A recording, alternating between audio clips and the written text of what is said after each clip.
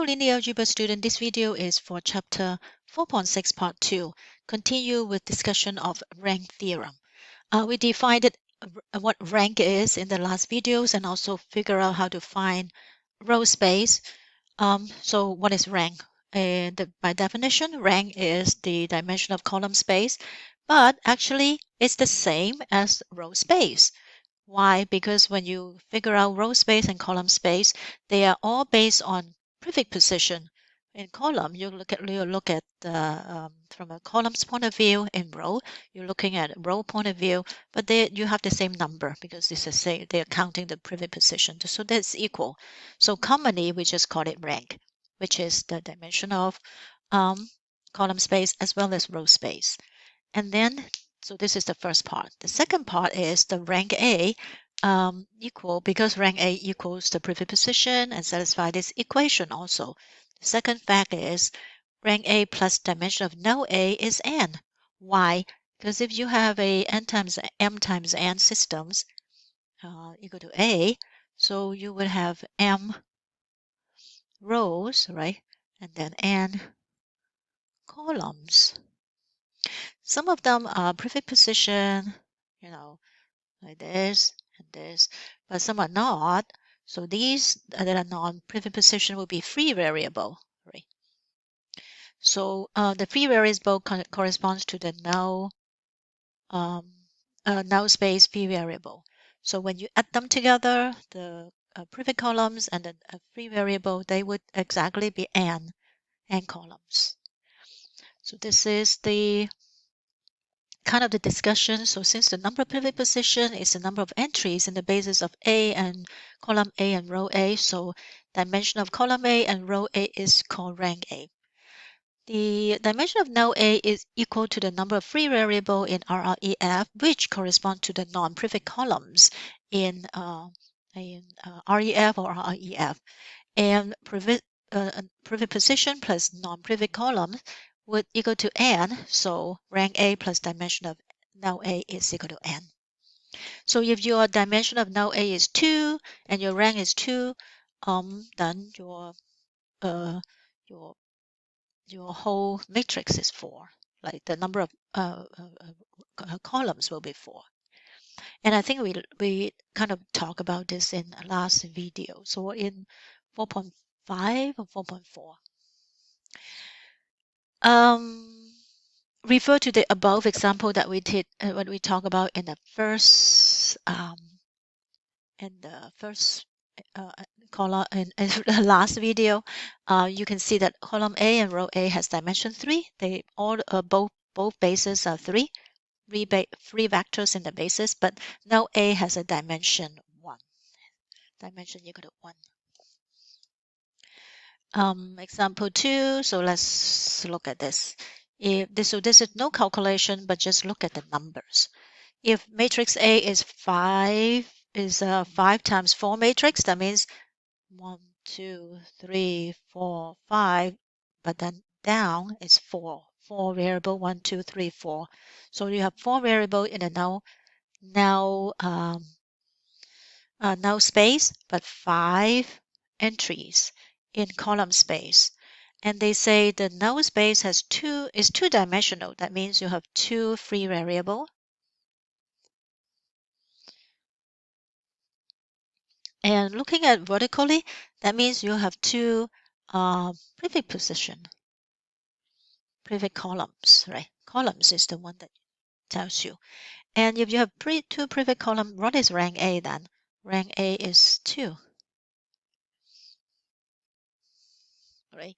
So rank A is 2. Then you might ask, well, what about rows? Well, would you have 3 rows? No. Rank A is the same as column A and as well as row A. So row A and column A would be 2. So it is limited by the minimum of column and also row. Okay. So the rank of A is 2. B. This is a 6 times 9 matrix, so you have 9 entries in the null space. So it's really long, x1 all the way to x9, but it's only 6 entry, 1, 2, 3, 4, 5, 6, like that. So if that is the case, the number of row that you have, so rank is row A as well as column A. Rank has to be less than or equal to 6, right? Because you only have 6 rows. 6 rows. Right, so rank has to be equal to 6. So can we have a two-dimensional null space? No, possible. Not possible. Okay, and then null A plus rank has to equal to 9. So null A has to have at least 3, right? Not possible to have that little. Null A equal to 2, because this has to be the same. So your null A should have more free variable because the maximum rank you have is 6. So rank is the minimum. So minimum of the row or columns, because either row space and column space is rank A. Okay, in a 4 times 6 matrix, it has rank 3. Find the dimension of null A. So if it's rank 3, we say dimension of null A is equal to n minus rank. Right? So that would be our n is 6. 6 minus 3, so it's 3. What about dimension of row A? Dimension of row A is just rank, right?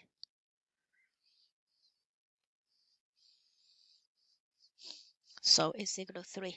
What about A transpose? Dimension of A transpose is the same as the rank of A transpose is the dimension of equal to dimension of row A, which is actually rank again. So it's still equal to 3. Number 4, suppose you have a 5 times 9 matrix. So the row is limited by 5. So your rank can never be greater than 5. So maximum rank is less than or equal to 5. What is the dimension of column A? Have 4 prefix columns. So prefix column corresponds to column A. So dimension of column A, which is rank, would equal to 4 because that's the pivot column that you have, and it is equal to the rank. Right? What about dimension of null A? So we know dimension of null A, we use the null theorem, is equal to n minus null A, n minus rank, and rank is 4, so be 9 minus 4 is equal to 5.